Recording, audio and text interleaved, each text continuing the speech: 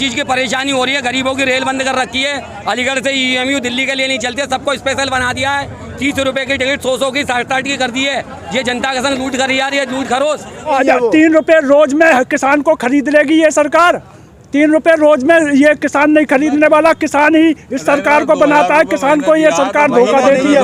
54 साल का इतिहास ये बताता है कि इतनी चीज़ें बना के गए जो 7 साल में भाजपा बेच नहीं पाई है। हमने शिकायतें यही रखी कि किसी भी पार्टी से गठबंधन नहीं होना चाहिए 2022 के अंदर। सुरक्षा की बात है तो फिर अब भूखे थोड़ी नहीं मरेंगे, फिर मतलब जो है सुरक्षा की बात है। अब भूखे थोड़ी नहीं मरेंगे, फिर मतलब जो है सुरक्षा की बात है। हाँ, उस टाइम पे जिताया था वही उतारेगी। लेने का 300 सीटों लेने का, वो 300 सीटें इंशाल्लाह पूरी लेंगे। मेरा नाम जावेद गाजी, गदियाना नुपसैर। ग्रामीण अंचल में प्रियंका जी के आने का क्या उद्देश्य? प्रियंका जी के आने का यही उद्देश्य है कि मतलब महंगाई चरम पे है, किसान परेशान है, पब्लिक परेशान है, खर्चे भारी हो रहे हैं। हाँ, खर्चे चलाने भारी हो रहे हैं, व्यापारी परेशान है, सभी परेशान रहे हैं। मतलब मैं भी किसान हूँ।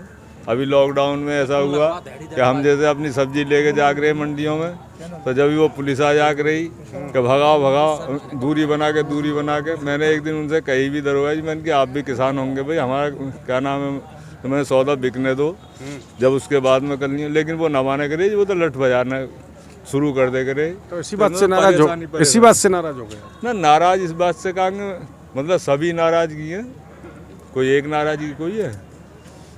किसान हूँ, मैं भी किसान हूँ, गाय बच्चियों से भी परेशान है। और मतलब महंगाई तो चरम पे है ही है। डीजल के रेट मतलब चरम पे हो गए। कम कर तो दिए डीजल के रेट और पेट्रोल के। ये तो 50 रुपये बढ़ा के 12 रुपये 10 रुपये कम कर दो तो क्या कम हो रहा है? इलेक्शन की वजह से वो भी इलेक्शन की। भाई साहब क्या कहना चाहते हैं? किसान बहुत परेशान है। सबसे बड़ी समस्या किसानों की है। इतनी महंगाई हो रही है कि इसका कोई चरम पे है, बिल्कुल महंगाई। किसान की फसल का दाम नहीं मिल रहा है किसान को सही तरीके से। अब आलू को भी देख लीजिए या कोई चीज़ भी देख लीजिए, लागत ज़्यादा है किसानों की। और नहीं, 3000 रुपये कुंटल धान बिक रहा है, कहाँ से लागत ज़्यादा है? धान की लागत पता है आपको? धान की लागत बहुत है। 2000 रुपये कुंटल की लागत आ जाती है। 3000 रुपये प्रति बीघा की लागत आती है धान में। लागत भी तो ज़्यादा है धान में। नहीं तो किसानों ने तो बीजेपी को वोट देकर जिताया था। हाँ, उस टाइम पे जिताया था, वही उतारेगी। अब EVM ना चलेगा। EVM से जीत हुई है, मोदी सरकार ने EVM से जीत करी है। 2022 में जो चुनाव होगा वो मत पत्र से वोट पड़ेंगे, जब देखेंगे कि बीजेपी सरकार कैसे जीते। क्या करते हैं साहब आप? हम खेती करते हैं, हम किसान के बेटा हैं, हम जानते हैं दुख दर्द के लिए। आज हिंदुत्व के लिए बीजेपी जो विरोधी है और किसान विरोधी है, ये सरकार को उखाड़ फेंकने का काम कांग्रेस करेगी, राष्ट्रीय लोकदल करेगा। अरे चाचा सुनो, भाग कर रहे हो। सुनो, किसानों के लिए कानून बनाया है, आपके हितों के लिए कानून बनाया है, और कहीं दूसरी ओर बहुत से किसान प्रदर्शन में बैठे हैं। क्या कहना चाहते हैं? किसान आंदोलन जो कर रहा है जायज मांगे हैं। MSP किसको मिल रही है? आज उत्तर प्रदेश में एक भी किसान बता दे जिसको MSP का लाभ मिल रहा हो। ये झूठी सरकार है, झूठे इनके जो वादे हैं और घोषणा पत्र जो इन्होंने जारी किया वो सब जो कबाड़ खाने में डाल दिया। मेरे पास फोन आ रहा था मुख्यमंत्री कार्यालय से, उन्होंने पूछा है मुझसे आपका किसानों का जो 2000 रुपये महीना आया मिला है नहीं, तो आप कैसे कह सकते? वो सॉरी 3 रुपए रोज में किसान को खरीद लेगी ये सरकार। 3 रुपए रोज में ये किसान नहीं खरीदने वाला, किसान ही इस सरकार को बनाता है। किसान को ये सरकार धोखा देती है। ऐसी सरकार नहीं चाहिए किसान को। 6000 है पूरी साल में 6000 है। 4-4 महीने बाद आते हैं वो 2-2 हजार रुपए। ऐसा तो नहीं है आप कांग्रेस के हो इसलिए बीजेपी की बुराई कर रहे हैं। वो तो RTI डाल के आप मालूम करें, RTI डाल के मालूम करें ये जो बात है ये सही है कि नहीं है। यहाँ क्या प्रियंका जी के आने की क्या आवश्यकता हुई? क्या परिवर्तन? नहीं, ये परिवर्तन कुछ नहीं है। ये इस वक्त जो है बहुत मांग थी, डिमांड थी कि कार्यकर्ता एक सम्मेलन हो ताकि कार्यकर्ताओं में जोश बढ़े। आने वाला कल हमारा ही होगा। ये छोटे मोटे दल जो हैं वो नहीं रहेंगे। नेशनल पार्टी के हिसाब से कांग्रेस ही आ गया। ये अनूपसर विधानसभा क्षेत्र है जिला बुलंदशहर का। अनूपसर विधानसभा का जो इतिहास है वो लगातार लंबे दशकों तक कांग्रेस रही, लेकिन उसके बाद भी बीजेपी क्यों आ गई जब आप इतने हितैषी और प्रेमी हैं तो? अब वो ऐसा होता है, गांव का प्रधान भी दोबारा जीतने में सक्षम नहीं रहता है, क्योंकि 70 साल का नारा दिया था, 75 साल हो गए हैं अभी। सिर्फ कांग्रेस ने 54 साल राज करा था। 32 साल से ज़्यादा यहाँ पर हो गए दूसरे अन्य दलों को।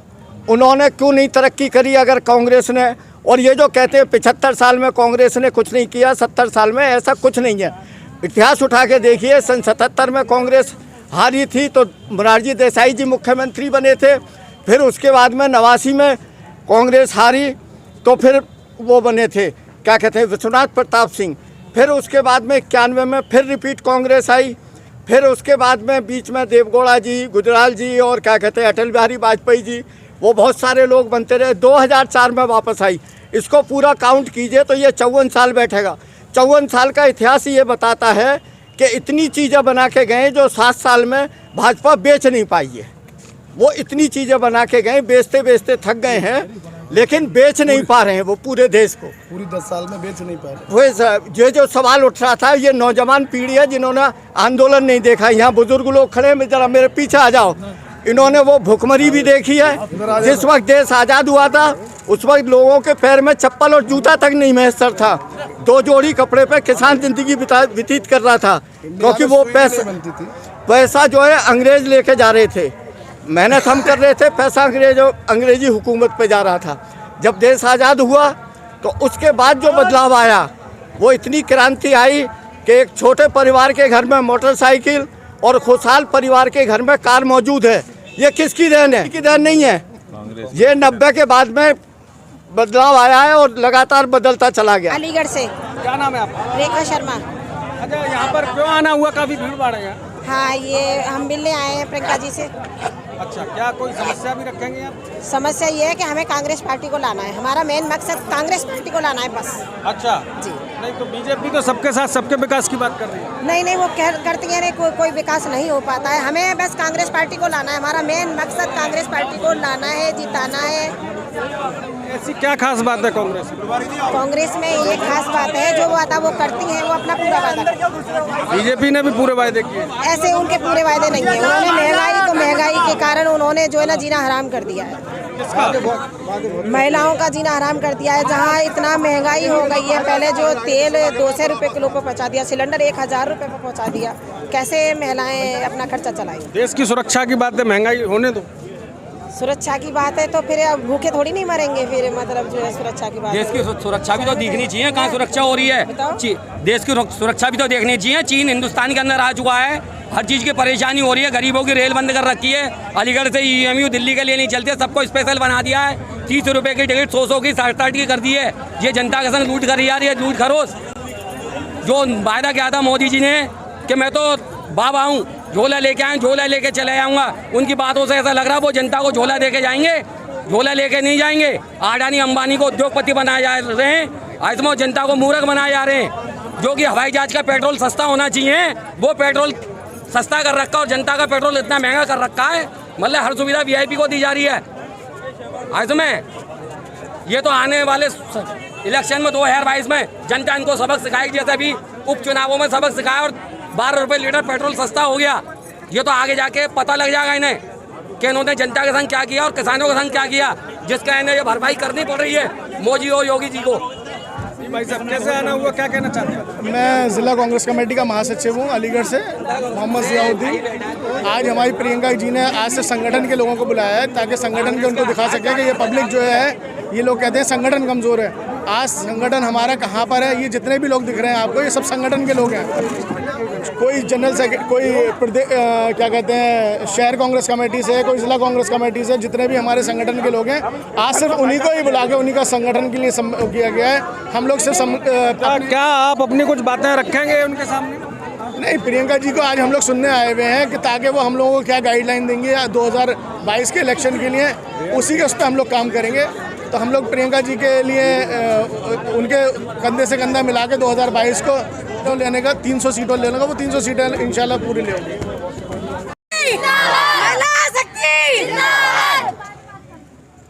प्रियंका जी ने जो कहा है कि हम महिलाओं को हिस्सेदारी दे रहे हैं टिकट में, क्या कहना चाहते हैं? हाँ, प्रियंका जी ने जो कहा है वो अपनी बात पे अटल है और वो करके दिखाएंगी। क्या करके दिखाएंगी? उन्होंने 40% टिकट की बोला है महिलाओं के लिए, वो करेंगी। श्रीमती योगेश दिवाकर, महिला कांग्रेस, फिरोजाबाद।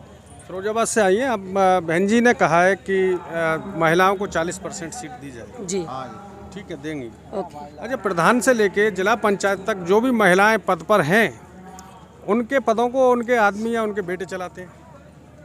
हाँ, इस पे भी घोषणा की थी अभी लखनऊ में प्रियंका जी ने, लेकिन अब ऐसा नहीं होगा क्योंकि 40% जो महिलाओं को किया है और जो लोग ये सोच रहे हैं कि अब महिलाओं के लिए आरक्षण मिल रहा है तो अब हम अपनी महिलाओं को खड़ा कर दें। उनकी नज़र में एक एक महिला है कि कौन कितने दिन से कार्य कर रही है, कौन कांग्रेसी है, कौन अदर की है, कौन कांग्रेस से है, और जो ज़मीन से जुड़ी हुई है, जो अपने तन मन से मेहनत कर रही हैं, वो उन्हीं का सपोर्ट करें। उनकी नज़र में सब लगा हुआ है, कुछ नहीं बचा। प्रियंका जी ने घोषणा की है, उसके बाद एकदम कुकुरमुत्तों की तरह बहुत सारी महिलाओं की भीड़ देखने को मिल रही है। नहीं, ऐसा कुछ नहीं है। हम तो 2017 में भी थे, गठबंधन में चला गया था। हमारा तो ये तो कुछ भी ग्रुप नहीं है। नहीं, जो लोग आए हैं उनकी उम्मीद और आशा है कि हम टिकट ले लेंगे। कुछ नहीं होगा। ये तो बरसाती मेंढक आएंगे और चले जाएंगे, इनसे कुछ नहीं होता। ये सब नजर में रहता है। लड़की हूँ, लड़की हूँ, मैं लड़की हूँ, लड़की हूँ, लड़की हूँ, लड़की हूँ, लड़की हूँ।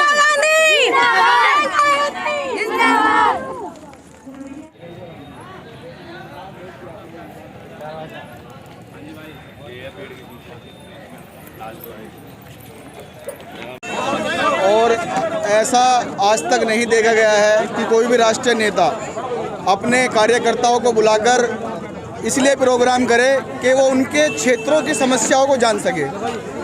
प्रियंका गांधी जी ने ये जो अपने कार्यकर्ता पदाधिकारी बुलाए हैं, उसका मकसद ये है कि जो जो जन की समस्याएं हैं, अपने क्षेत्र की समस्याएं हैं, सभी कार्यकर्ता आकर उन समस्याओं को रखें। वो चाहे कानून व्यवस्था को लेकर हो, चाहे महंगाई को लेकर हो, चाहे किसानों को लेकर हो। क्योंकि देखा जा रहा है जो सरकार है वो जुमलेबाजी सरकार है, झूठी सरकार है, जो महंगाई के नाम पर आई और आज देश के अंदर हर एक चीज़ महंगी है। चाहे वो पेट्रोल हो, चाहे वो खाने का सरसों का तेल हो, चाहे दालें हो, चाहे सब्जी हो। किसान परेशान है, किसानों को 1 साल होने वाला है। काफ़ी महंगाई है, तो अब क्या करेंगे आप महंगाई को कम करने के लिए? हम लोग महंगाई को कम करेंगे। जो इन्होंने भ्रष्टाचार फैला रखा है, उस भ्रष्टाचार को खत्म कर मैं ML पापा महासचिव अलीगढ़, जो आज दीदी ने जो प्रतिज्ञा ली है, इसका उत्तर प्रदेश की जनता पर सीधा सीधा असर पड़ेगा और 2022 के अंदर कांग्रेस सरकार बनाने जा रही है। और हमारी दीदी ने ये कह दिया है, हमारा गठबंधन किसी भी समाज पार्टी, किसी भी दल से नहीं होगा, और हमारा गठबंधन होगा तो जनता से गठबंधन होगा, किसी भी दल से गठबंधन नहीं होगा। आप भी जो पब्लिक से संवाद किया उन्होंने, उसमें क्या निष्कर्ष निकला? अलीगढ़ के बहुत सारे लोगों का जिक्र था, उसमें मनोज भाई का बार बार नाम लेके बुलाया जा रहा था, तो क्या निष्कर्ष निकला? आपने क्या बातें रखी, क्या शिकायतें रखी? हमने शिकायतें यही रखी कि किसी भी पार्टी से गठबंधन नहीं होना चाहिए 2022 के अंदर। तो बिना गठबंधन के जीत रहे हैं आप?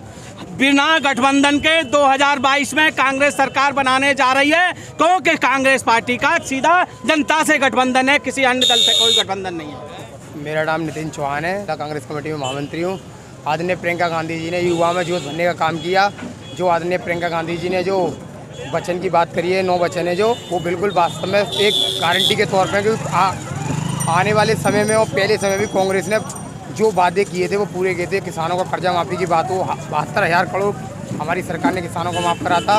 और आप देख रहे होंगे हमारी ही सरकार में, जब कांग्रेस की सरकार थी सेंट्रल में, जब उस टाइम पे 350 रुपये का सिलेंडर हुआ करता था, आज सिलेंडर 1,000 के पार हो चुका। गरीब बहुत ही परेशान है। और देश का अन्नदाता जो एक कम से कम 10 महीने से ज़्यादा हो गए बॉर्डर पे पड़ा हुआ है, लेकिन हमारे देश के प्रधानमंत्री आदरणीय श्री नरेंद्र मोदी जी एक शब्द भी उनके ऊपर बोलने के लिए तैयार नहीं है। कहते हैं कि 1 कॉल की दूरी पर है, मेरे बीच में और किसानों के बीच में 1 कॉल की दूरी है, लेकिन कितने शर्म की बात है, 600 किसानों की शहादत हो गई।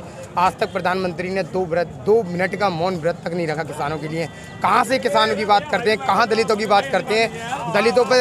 दलितों पर आए दिन प्रतिदिन अत्याचार दिन प्रतिदिन बढ़ते जा रहे हैं। दलित महिलाओं के साथ रेप की घटनाएं उत्तर प्रदेश में आम सी हो गई हैं और सरकार है नहीं है, कहीं ना कहीं पूरी तौर से अपराधियों के साथ है। कांग्रेस का एक कार्यकर्ता गांव-गांव जा रहा है, लोगों के बीच में दीदी ने जो प्रतिज्ञा रखी है उनको ले जाकर जनता के बीच में रख रहा है, उन्हें समझा रहा है, क्योंकि कांग्रेस ने ही देश को बनाने का काम करा। इन्हें 7 साल के अंदर देश को बेच दिया चंद उद्योगपतियों के हाथ। और ये सरकार हमारे दो की सरकार है, ये जनता की सरकार नहीं है, ये बिल्कुल है नहीं है।